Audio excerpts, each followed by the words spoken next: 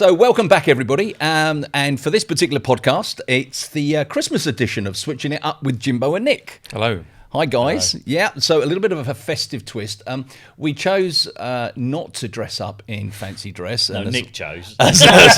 Father Christmas. So we were just talking earlier, actually, we should have had some pigs in blankets and some mulled wine, perhaps. Actually, the conversation might have flown a little bit more if we had some mulled wine, I guess. Pork fat dripping all over her face. You've got me just for our Christmas party as well, which is quite nice. Nick, I thought you might sort of grow some Jimbo, I thought you might grow some chops or something like that. So we thought for this episode we might give it a little bit of a pantomime spin, which is quite good. So this one's called IT Network Jack and Climbing the C-Suite Beanstalk. Sorry about that, everybody. Yeah. Absolutely.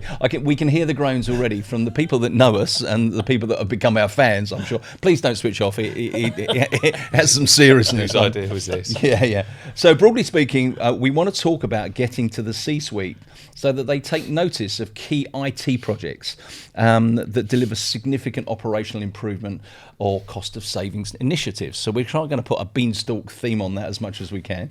I'm Graham, your host as usual. And with me today, I have these giants, Nick and Jimbo, who are both MDs of Best Path. And instead of getting them to introduce themselves or me talk about them in any way at all, I thought, why don't we just ask them what's on the Christmas list? Oh, what is on the Christmas? Oh, everything is on the Christmas list for me this year. I'm a bit of a Lego fan, to be honest. Okay. Yeah, and okay. I've taken quite a liking to the Home Alone Lego set. That's my Home Alone Lego set. Yeah, I like Home Alone and I like Lego. But they do a Home Alone Lego set, so I want that. Fantastic. Christmas. So that'll be you Christmas morning then? No, I don't build it. I just look it in the box. Let's get the kids to do it. Put it in the loft. Because they take it apart. Put it in the loft and sell it in Put 20 it in the loft and years. sell it in 20 years. That's exactly it, yeah. Nick, what are you after? Just sort of 12 hours of sleep? Have you seen Wallace and Gromit? Yes, I have. Yeah, Wednesday without cheese. No cheese. Oh, No. fucking hell. You know, the alarm clock goes off, the bed tips up. Oh, you want the trousers? I just want... It's automation, isn't it? No. The bed tips up. We were talking last He time. falls down like into the trousers. The toaster's on. Yeah. You know, the toast pops out the toaster. The jam splats, lands on the plate. It's just morning is easy. I would love to see That your... Wallace and Gromit machine is what I want. I would love to see the look on your wife's face when you're cutting out the ceiling just below the bed. Yeah. Well, That's why I maybe get excited. is that why you go down to your shed and tinker so much? You're inventing. Well, just be ideal, wouldn't it? You just get up Saves and go. time. It saves time in the morning. You also have to have a penguin with a with the red rubber hand. So, IT networking, Jack. How to sell to the C-suite? How do you get your projects really understood and seen to have some value at that top level? So, what I'd like to do is just set the scene, if I may. Let me begin. The magic beans are under your control, not your control, but the control of our listeners here, which in the case is having the opportunity to bring your IT projects to life. But Jack's mum, who we've said in this, the C-suite is sort of an example, doesn't really understand the value of those magic beans.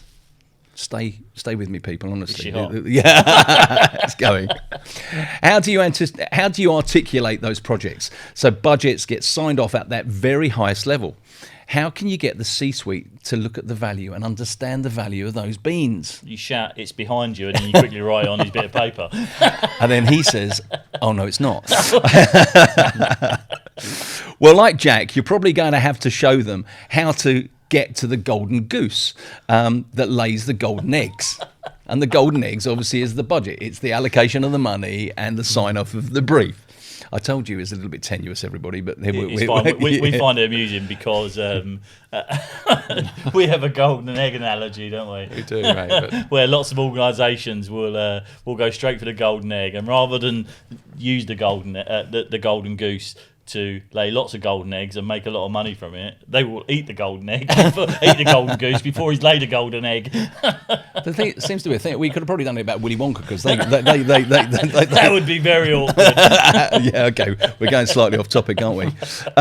But we've got to navigate the giant. And what we're basically calling the giant in this case is competing priorities that impede your journey to that golden egg. And once the end is in sight, how do you safely bring that golden egg back down the beanstalk? How do you successfully navigate that so those competing priorities don't get in the way, and that external forces might bring the beanstalk down? So you might end up tumbling to the floor rather quickly. So let's leave Jack to it for now, and let's just... There's a problem. You've left Jack to it. Let's leave... He's going to fuck it all up. Let's leave Jack to it. And why don't we chat through the sort of areas that we need to focus on to make the C-suite and the board understand actually the value of those magic beans. That I have to say, ladies and gentlemen, that's about as corny as I'm going to get today. All right, so we've set the scene about Jack and the Beanstalk. Okay. I wanted Santa sitting next to us, but obviously Nick is a complete humbug. So a bit. So let's get to a key question. Let's look at this. So the alignment to strategic goals of the business, is that usually the first conflict when we're trying to get projects signed off at that high level? You better talk. I don't know how to bring this back to Christmas. Well, you don't have to. I've completely fogged it. But what's the question again? It's how to get alignment. So it's aligning to strategic goals. And is it that project managers within organisations, are they struggling to align what they need to do to the strategic goals of the business? And is there a discord between that top tier as such, in essence, what's trying to be done? I think it's a bit like Christmas, isn't it? You when you get to Christmas, you write your Christmas list, don't you? And you as a kid, you write it out. You know what you want, and your mum and dad get you to prioritise it. Sorry for all the kids that are out there and stuff, but your mum and dad get you to prioritise it and stuff. And effectively, it's what you want most, right? From Santa for Christmas, I suppose. And I think the priorities, as you kind of say there, is fairly similar. It's a case of it's got to be in line with what you're trying to achieve, I suppose, but it's also got to be realistic, because you don't want to just go and spend on ad hoc thing. You want something that's got a bit of longevity out of it. Like, we've all been there, where you get the one toy for Christmas and it gets played for on Christmas Day, and then that's it. It gets put in a box and never seen again. You think, oh, that was a fucking waste of money. Play with the box. Yeah, more, play with the box more. Yeah, exactly. So I think from my perspective, it's about being strategic. Agreed. I think you have to align to something, and that something is generally where the business is going, I suppose. But and I think that, and I would like to think that generally those, if you're aligning to where the business is going, and you've got some strategic thought process out of what it is you want, then you should get it right. So it's a case of that big ticket item, putting it at the top of your list and putting lots of stars next to it to make it all look pretty and fancy, and saying, well, that's really what I want, right? And then when you're out with your kids, you take the knee on Santa's lap afterwards and say, this is what I want for Christmas. But I guess that's my view. I think there's always a disconnect, isn't there, between people's company strategic goals against the kind of technology goals, and that gets more specific the further down the food chain you go. I don't see it that often that everything is all aligned, to be honest. You know, the higher up you go, the more fluffy they get. Things like, you take sustainability as an example, that's like probably not number one, but it's on most people's agenda. It's a big point at the top of the food chain. Right? Yeah. You talk about, you go down a little bit, you look at most infrastructure goals now. People talk about sustainability, but are they doing much? So they're cutting down trees and putting them in the front room to put tree lights on. The cut down. Don't be so bar humbug. Trying to keep it online with the plan here. Yeah, I think the sustainability is a perfect example, right? It's on everyone's agenda high up, but from an infrastructure perspective, people kind of have it in the back of their mind. You know, you start talking about power savings on new hardware or kind of energy efficiencies, whatever it is. But those strategic goals rarely translate down to an infrastructure level. So the infrastructure goals often go off on a tangent and more about cost savings from, or whatever they are, kind of offshoring or automation strategies or whatever they are. But they don't. I don't see them that often being aligned. Well, I think this is where I suppose our last few podcasts feed into this quite nicely. Technology realisation, operational efficiencies. If you can showcase those in what it is you're asking for, then you would like to think that if you can show value for that investment, then let's be pragmatic about it. If you're getting some return on it, then you're more likely to get it signed off and agreed, because actually you've put a bit of thought into it. Don't just go cap in hand and say, oh, I want a load of money to do X, Y, Z.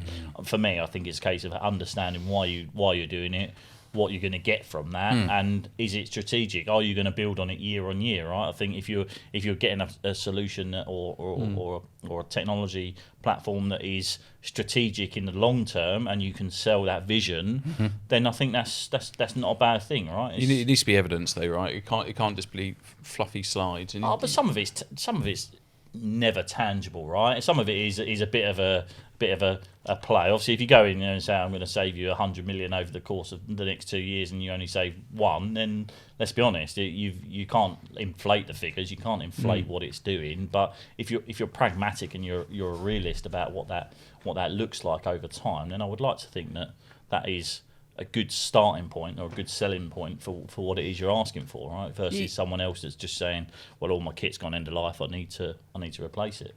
Yeah, would you say that we were talking when we in the intro, that those competing priorities as such?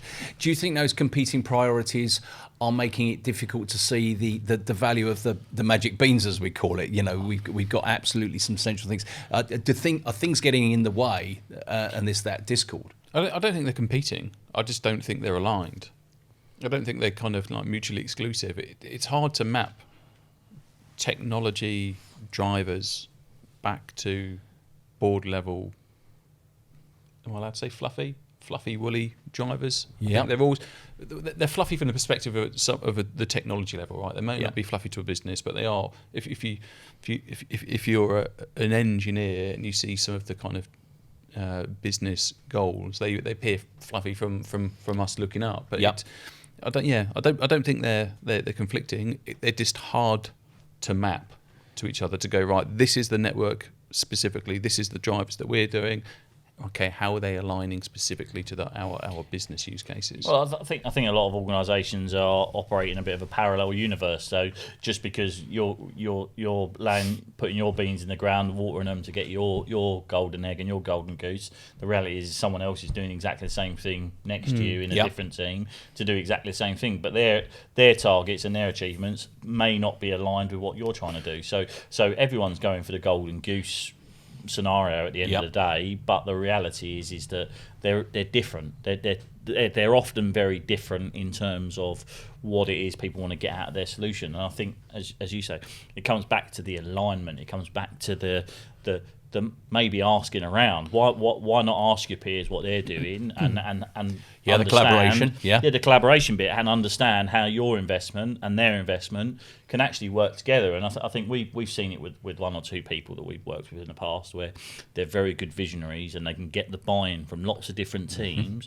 about what it is they're doing and where they're going. And I think that makes a massive difference. They're a bit more business savvy, right? A bit more kind of put your engineer mindset in just the back of the room for the minute, and trying to think from the perspective of the other people who are funding, or not just funding, but supporting all of these strategies. I know who you got in mind, and he's very, very good at that. But he doesn't always just drive it purely from a technical perspective, right? No, it's technical, that's what I'm saying, this is how we can do our little technical stuff, our technical kind of capability, but how we can wrap it into the business value. I guess what we're trying to do is we're trying to get the practical stuff, the real hardcore stuff, done properly, aligned to the, as you say, what might be perceived as fluff, might be perceived as might be actually shareholder value of what you're trying to do, and obviously all those perceptions that you're trying to get out up there in the ether as such. Businesses don't like to spend money on IT because IT is a bit of a black hole, right? We everyone in the industry knows that, right? Is that when IT goes asking for money, there's generally not a big return on that investment, because it's not.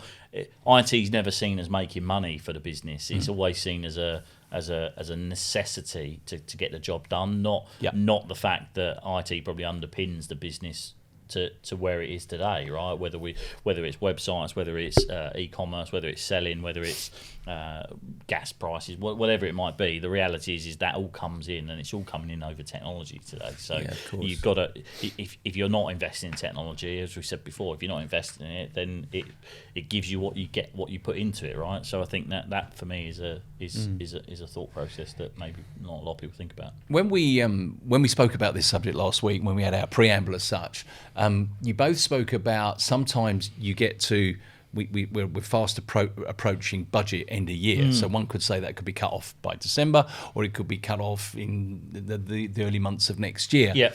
And we spoke, didn't we? We spoke about sometimes, these projects get sanctioned, so you climb up the beanstalk a bit too quickly, and subsequently stuff gets missed. Is there a negative?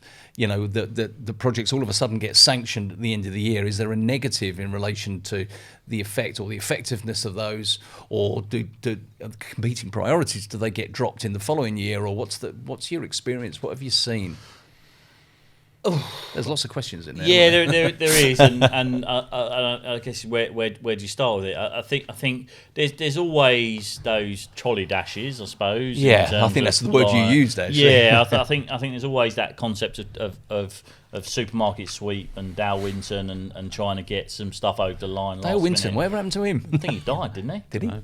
I don't know. Well, yes, now I've said it, guys. No, he obviously left an impression in your world. No, but I'm just saying, like, it's the point is that there's always going to be that element there, right? Whether it's vendor end of year in terms of hardware discounts, whether it's business end of year for money from that hasn't been spent from last year to get the job done this year, whether it's making up numbers to move forward. There's lots of concepts of that, and I think it's good to trolley dash sometimes, but at the same time is that as long as it's as long as it's going somewhere, we've seen organisations trolley dash, and you say, well, what are you going to use that environment for? And they're like, I've no idea, and you're like, well, why spend the money on that if you? But it's a case of sometimes people want to spend the money. It's just to get your inflatable banana, mate. Yeah. Well, or sometimes you find that they're giving a load of sort of golden mini eggs. There's like little projects that just get them off, and we get the budget sort of just cleared off the deck as such. It's not a secret that if you don't spend your budget, you're not going to get allocated the same budget next year. So, but the consequence is people go and buy stuff, then that stuff, that kit or licenses, whatever it is, just sits in the storeroom and rots for 18 months, 2 years, 3 years, whatever it is, and it's literally money down the drain. It ends up being a complete waste of cash. Yeah. Which leads me on to my next question, as if you've even read the script even, I don't know what I did last night, Graham, so purely coincidental. Fantastic. This is all going very well. So when we talk about that then, KPIs. So when you say people might grab and do a trolley dash and stuff like this, and they shove it in the cupboard and stuff like that, so do those KPIs get forgotten about? I mean, obviously, if you're putting your business case for that, what's the story around that? My view is, having worked in the industry for a long time at every different level of the business, when we start talking about projects, I can't recall, and maybe it's one of those things, is that what you don't know doesn't hurt you, but it's generally not been KPIs in terms of making sure that the technology delivers some return year on year or whatever it is, to my knowledge. But from years ago, it's always been the project is to get the job done, and and whilst there might be some stage gates along the way and things like that, it's never really felt like a lot of organisations are focused on the outcome and working towards. This goes back to, we did a podcast, I don't know how many sessions ago it was, but talking about the technology value realisation. Yeah. This is the same conversation, whether you're tracking how the value from it retrospectively, or whether you're trying to analyse it moving forward to present to the board. It's the same stuff. You have to evidence. I mean, if I was signing off multi-million-pound projects, I would want evidence to say this is what we perceive to be the benefits.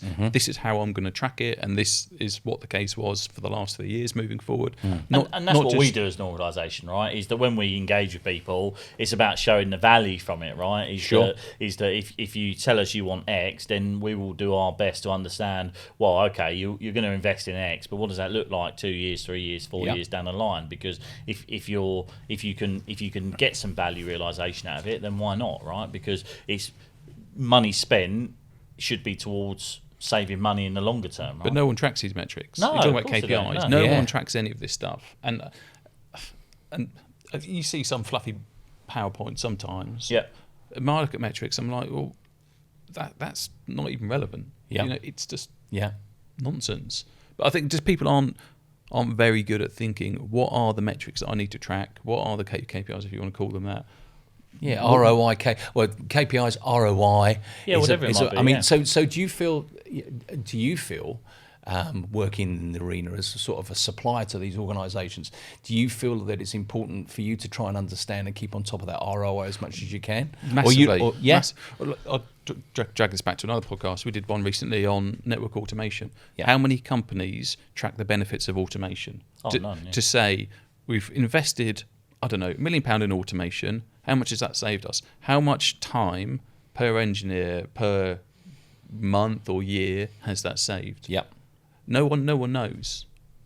Very few people do it. Yeah. It's almost like in the essence of best practice, you know that actually this has got to be helping somewhere. Yeah, it should be. I don't know. You save this much time, this much money, this much outage, this much risk.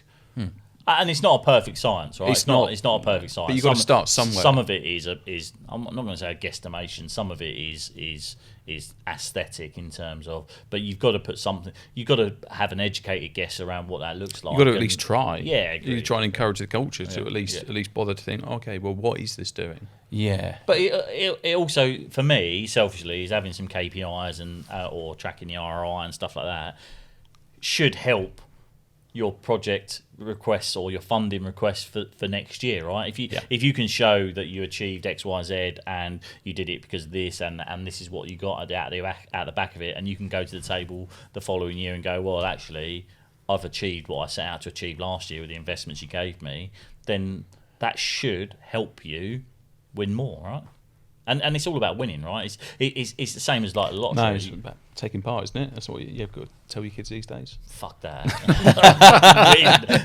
It's not how you win or lose, it's how you play the game. On sports day, the egg and spoon race, Jimbo tripping up all the other dads.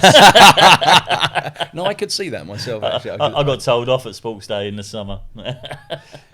So let's stay on the journey of the consideration of how we're working best practice to try and get projects agreed. Now, if we go back to the pantomime, obviously Jack had to be pretty quiet when he was in the giant's lair as such, if he was going to steal the golden goose as such.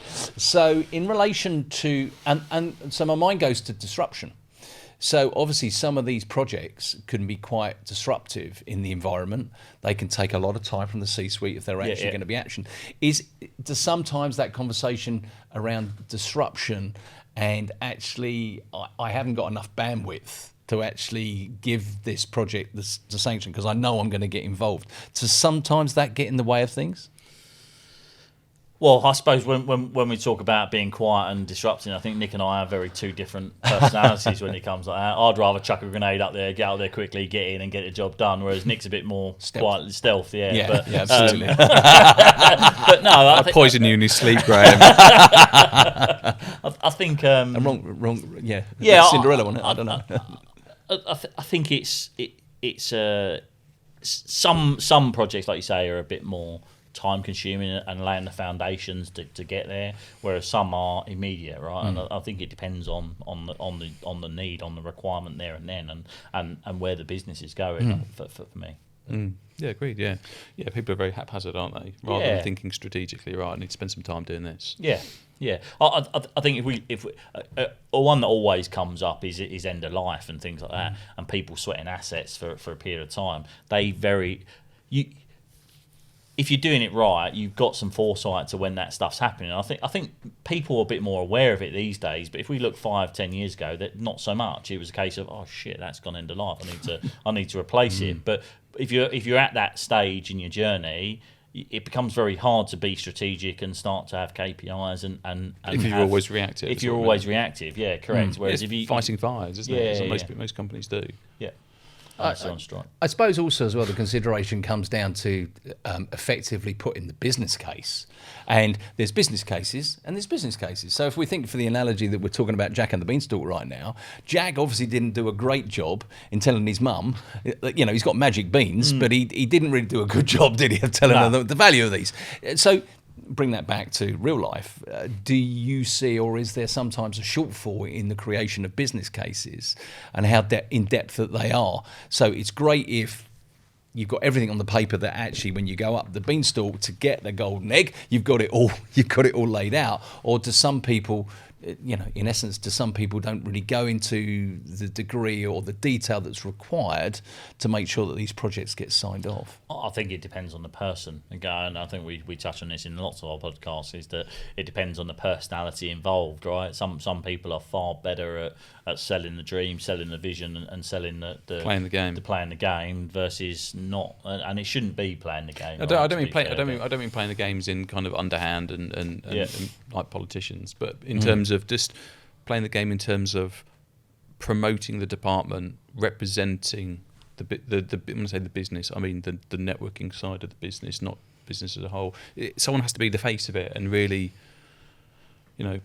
kind of represent. But this comes down to culture in general. Is culture for me not just work, but in life, it's always about the negatives. Everyone promotes the negatives, but no one promotes the successes.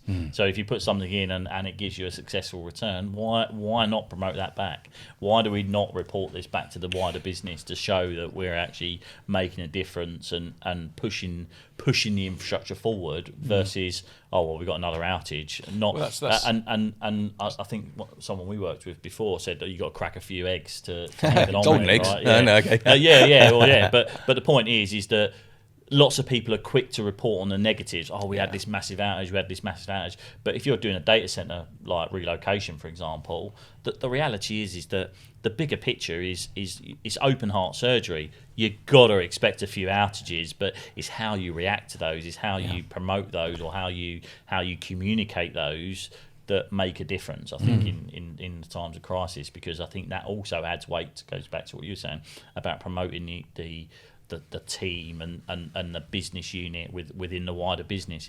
If people can understand that you're making changes, and yes, we did have an outage yesterday because we're implementing something new, but that outage was needed to get you to where you want to go in the longer term, and these outages won't be okay. That starts to promote and starts to showcase the value of what it is you're doing, I think. It's just the occupational hazard of working in networks, isn't it? Someone said to me once, a long time ago, as a network engineer, the best you could ever hope for is for everyone else to not know you've done anything. Okay. Like, if someone knows that you exist, something's not right. Right. So until pay review time. Your best day is for everyone to not know you exist. Is basically what they said, and it's true, because we only get any press generally when kind of businesses are disrupted. It goes back to what you're saying, right? If you're at the if you're going to take the brunt of all of that kind of negative press during the bad times, you need to promote during the good times with whatever you've done, whether that's a DC move, a kind of a refresh, or new capability deployed, whatever it is. We're not very good, not us specifically, but the industry is not very good in promoting that work, because I don't think they know how to do it. Yeah. I think the techies, the majority of people are techies, they don't understand how to represent and feed that up the food chain. Yeah, get that. So as part of, we talk about some of your audit services and things that you do. So when you're involved with customers, do you find that actually working in collaboration on some of these projects, helping build the business case? Would you prefer to be at that stage where you might be in an evolving conversation as such? You have to be collaborative.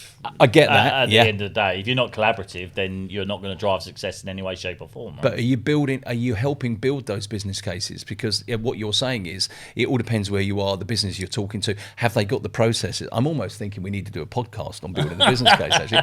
Tune in next year, ladies and gentlemen. No, but I think it's an important factor, because obviously if you've got that knowledge and you've seen what success has helped people achieve, is that where some people just need that extra little bit of help? It depends on the business. Some people are more apt at it and have it done before we come to the table, and some don't. Sure. Right? So I think it depends on when we're engaged and how we're engaged and at what part of that life cycle we get engaged in. But I think from our point of view is that we always like to be engaged as early as possible, because it makes those conversations, it makes that input far better, right? In terms of putting that desire on the table of what it looks like and what the value out of it can be, with also some level of external input, which also potentially adds weight to it, right? Yeah, I guess, Nick, also as well, if you know what the objectives are, you can help drive those as well, in those early stages. So you know what you're doing. Yeah. So because you want to get assigned to the next project and the next project. So you want to make sure that everybody's sort of seeing the value in this, I guess.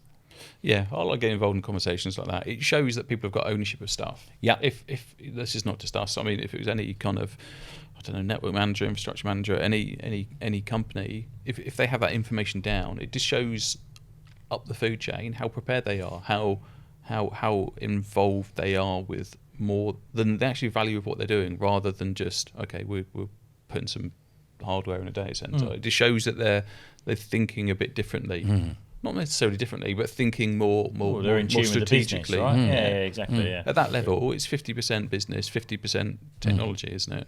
So we talk about Jack climbing the beanstalk.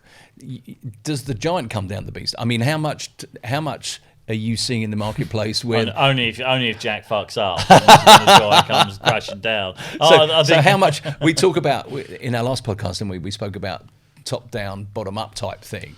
Is that a disruption when a bumbling project might come down and somebody's got to be in their bonnet to say, look, we must do this, and actually the objectives of what's got to happen within the IT suite it's not really relevant. But it has to come from middle up, right?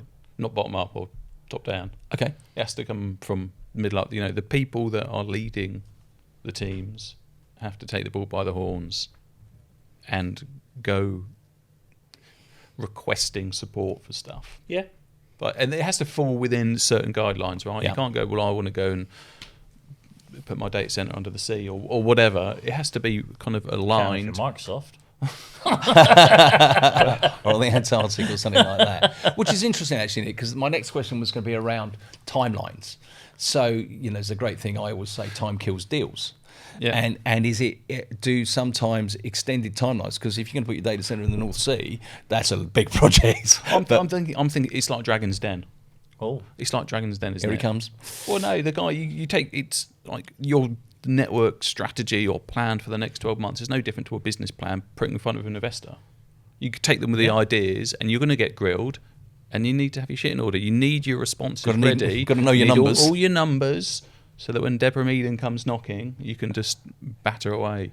That's no different to getting on the radar of the C-suite, right? Graham will invite her in. I know he won't, because it's not Amanda Holden. She's on her next podcast. No, I've been asking her all year. Amanda, if you're listening, she won't come on. But she's definitely not listening.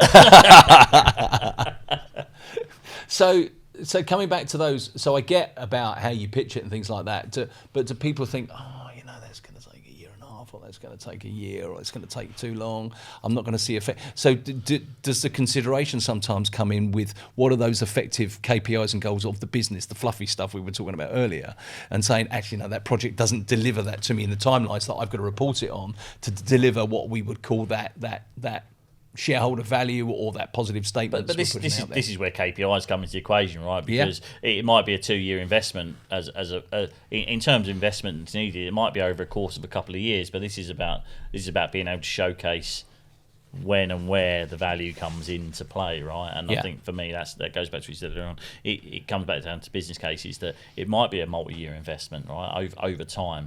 But if you don't have the numbers, you don't have the information to set people's minds at ease, then it's going to be a harder sell, right? That's just the way it is. It's that you've got to, if you want to convince the missus to let you get a new car, you've got to lay the foundations, and you've got to start to. We'll be doing a podcast on that as well. But do you know what I mean? It's one of the things is you don't just go, oh, we're going to the car garage this afternoon and we're buying a new car. It's like, oh, I'm thinking, I might do this or I might do that. Oh, I've looked at you start to lay the foundations or the mindsets to see You're the going thought against process. everything you normally say. In what terms of what? Jimbo always tells me it's easier to seek forgiveness than to ask for permission. So don't ask about the car. Just go and buy and say you want it. Jimbo, does your wife listen to this podcast? I hope So not. does the complexity around vendor selection get in the way? Because obviously you've got the project and you might then need to go to market. Is there too much competing or competition in the marketplace for vendor selection, and does that then draw out the process of actually selecting who you go with and what you do and how that impacts the business? I think in the past there's been a lot of considerations about vendor lock-in, which I've never really got to the bottom of personally. In terms of I understand vendor lock-in's a myth. I understand it from a point of view of all your eggs in one basket, but at the same time, as you say, it's a bit of a historic thing. I think vendors tend to do a lot of different things from one another these days. Some of the core principles are the same, but they tend to venture out slightly. And I think vendor locking for me becomes a bit less of a thing, especially when we start talking about integrations and the wider ecosystem in terms of buying from other teams, is that actually being aligned with some vendors for various things actually is more positive.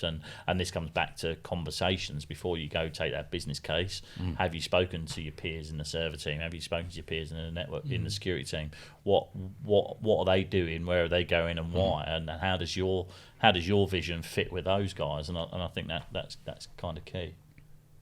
Yeah, Nick, you sort of agree with that? Yeah, I don't think it causes delays, and it shouldn't cause delays, right? A product's a product. You get general kind of DC designs now. Many different vendors have the same competing solution. Yeah. Right. So it shouldn't. Yeah, you've got to go and evaluate them, but I don't think it adds too much delay to the project if you're doing things the right way. Right. No, yeah. It's just indecision that causes it. Yeah, and so at that upper level, so obviously the Beanstalk's gone up, you've got the Giant, and you're competing things that you've got to do with the business. How much of your journey as sort of network engineers and what you do, how much of your time is being used engaging with those senior people? Do you get to talk to those people? Are those people picking up the phones, or where are they consuming their information to know that actually if you've got a correct business case put together and it gets put on their desk, are they doing their own research? Are they, obviously one would think they're putting the confidence in their management team, but I'm interested about you guys and about who do you talk to in that whole process?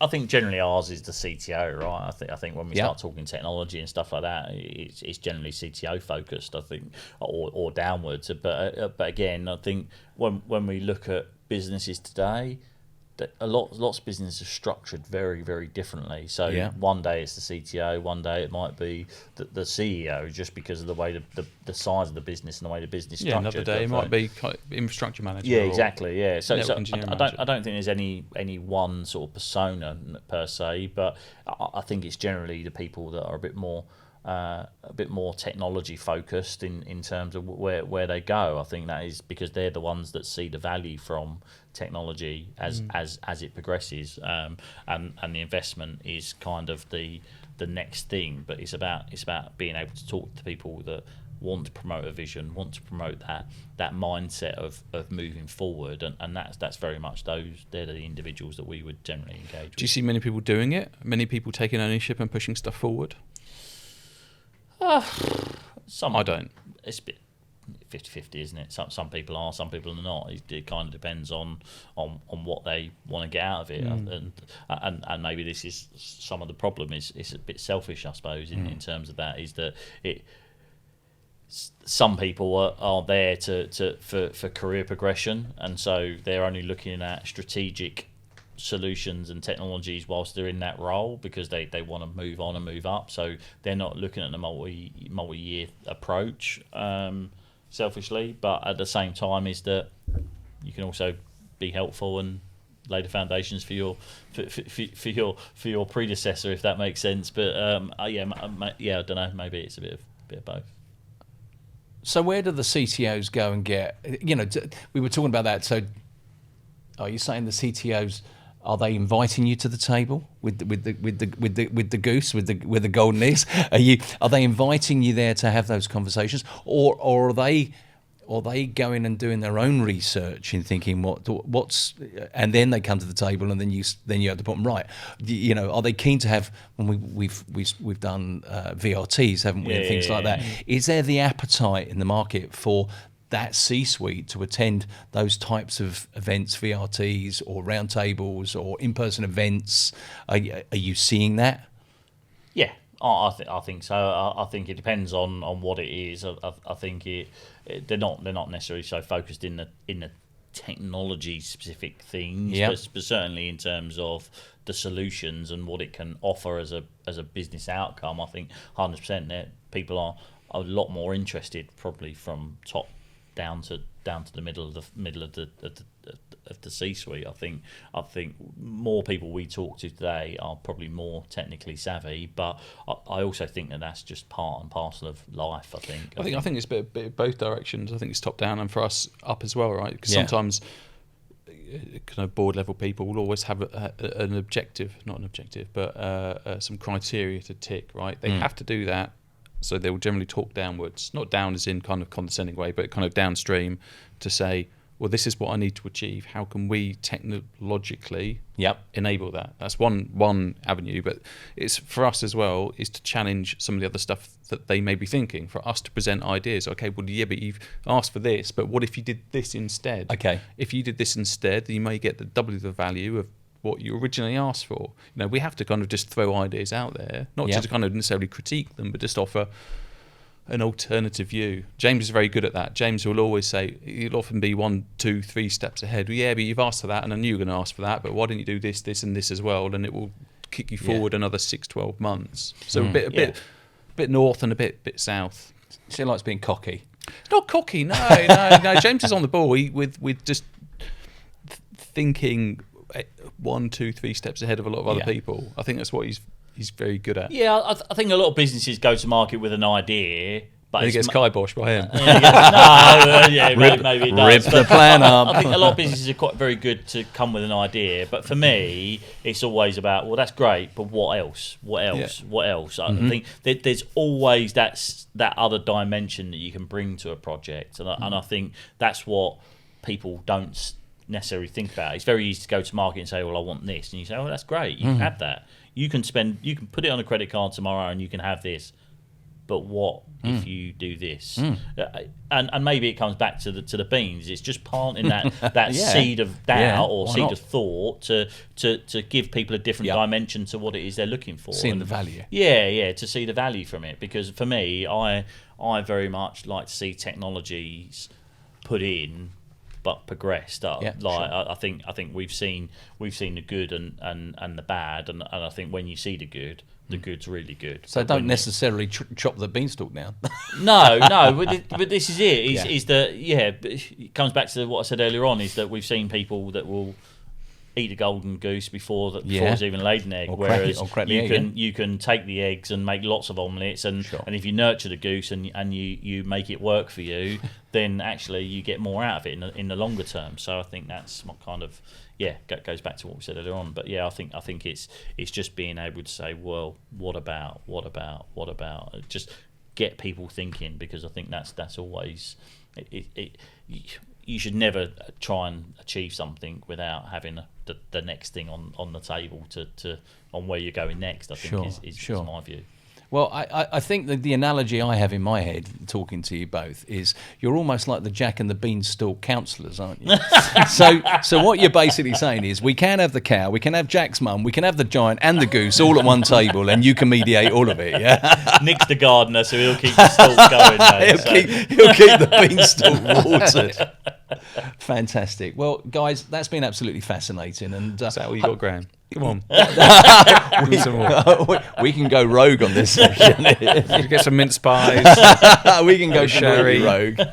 See us next week when we've been after the Christmas party, and we'll be absolutely wasted. So hopefully everybody, you've not found it too cringy around our analogies of Jack and the Beanstalk, but some really interesting points, guys. And thanks very much. I think what we're basically saying is get that real plan articulated, understand that journey, and then you're more capable of getting that golden egg, of making sure that outcomes driving behind that. Yeah. Fascinating. So next time when we record, I'm going to get you to the new year, won't it? It will be the new year, absolutely. Wow. And we're going to be sitting down and we're going to be talking about some of the predictions that you made at the beginning of 23. Oh, they're all fucked. They're all wrong. Don't listen to that one. Listen to the new one. So we're going to be looking at some of those predictions that you made at the beginning. We're going to be sort of just a little bit overviewing what has actually gone on in 23 and how that might have impacted you. Yeah. But more importantly, we're going to talk about potentially what's going to happen in 2024. Yeah, and see where things are going there. So on behalf of myself, on behalf of Jimbo and Nick, we'd like to thank everybody for tuning in this year, and we'd like to wish you a very happy Christmas and best wishes for the new year. Yep. And have fun, everybody, and we'll see you early 2024. Yeah. Merry Christmas. Have a good Merry one. Christmas. Cheers. Thanks, guys. Bye. Bye.